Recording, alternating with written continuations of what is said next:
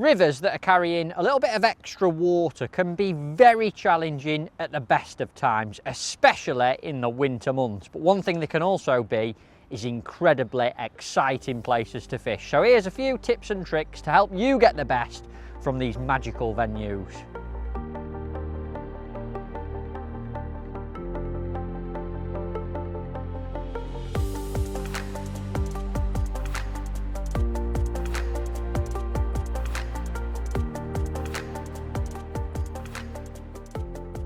Patience is everything with this sort of fishing. You might only get one bite all day off that big special fish, and I've got to admit I'm not a patience person at all, but got to be confident. Don't be scared to have a few longer casts.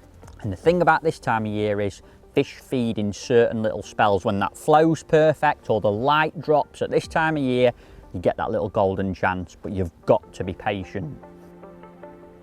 Being realistic, big fish aren't literally everywhere on rivers like this, especially in the winter months. So if you're coming to do a little bit of winter flooded river fishing, try and do some research. Speak to local people, go in the local tackle shop and find out the areas where big fish get caught regular.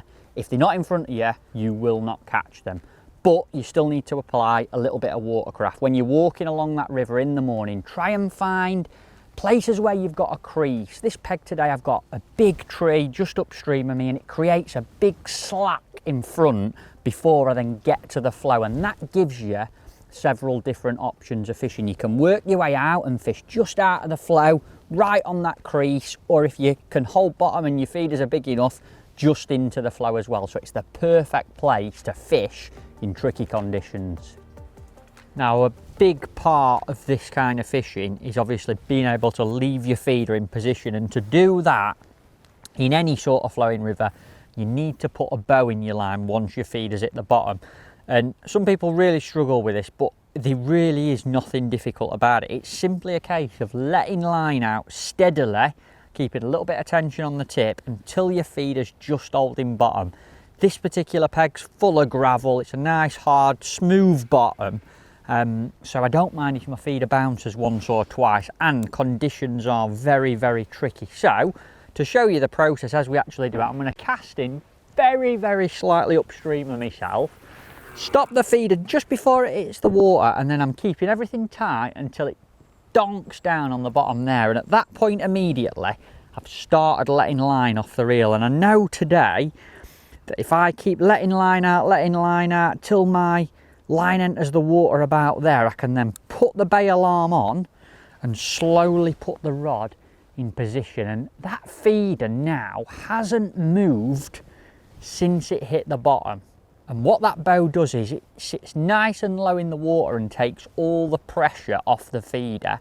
Therefore, you can leave it in position for 5 or 6 minutes at a time today until some branches gather on your line. They might move it then, but without letting that line out and putting that bow in your line, your feeder would literally bounce round and you'd end up in these trees. So a very simple process, but if you're going to come and do a little bit of this sort of fishing, it's something that you've got to master. And the final thing I would say while we're talking about this kind of thing, you always need a couple of good rod rests, a nice solid feeder arm.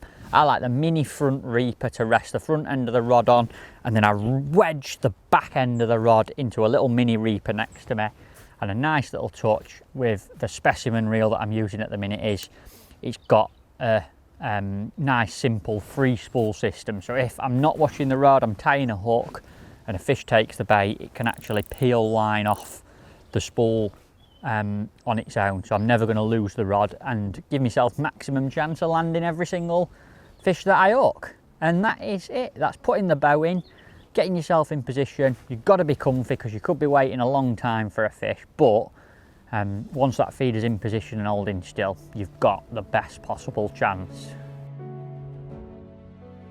At the start of a session, I generally have quite regular casts, 2 or 3 to get some baiting initially, and then I'd want to be casting every sort of 4 or 5 minutes on a river like this just to get that stream of bait smell and particles going down the river. There's a lot of colour, there's a lot of pace, and if the fish are a few hundred metres downstream, I want to pull them up to me, and sometimes even the noise of the feeder going in will attract them. But if things slow down or things are very, very difficult, I'll happily have some longer casts, leaving it in for 10, 12, even 15 minutes if the river allows me to do that, just to see if fish are a little bit more wary of the feeder and the bait, and they take a long time to come up. So the moral of the story is, I suppose, you've got to vary it up, but regular casts at the start to get some bait going through the peg, and then if things aren't happening, smaller feeder and a little bit more patience. Watercraft of where to actually cast on a flooded river depends on different pegs. It's different every time you sit down, and it can even change if the flow alters during the day. But generally, for big fish, you want to be fishing in deep water, the main channel of the river, but you've got to be able to leave your feeder in for a period of time. So you've got to be sensible with that. Today there's a lovely crease about 20 metres out, and anything further than that, a 4, 5, 6 ounce feeder just bounces round. So I'm fishing as far as I possibly can with a 4 or a 5 ounce feeder that I can leave in the water for 4 or 5 minutes. It just gives me that little time bracket to actually get a bite. Too closer in, there's not enough flow, not enough depth, and the big fish just simply don't live there. So have a little plumb up with a bomb at the start, keep your eye on the flow, and don't be scared if it changes to maybe go a little bit further, or if it picks up, come a little bit closer just so you can hold bottom.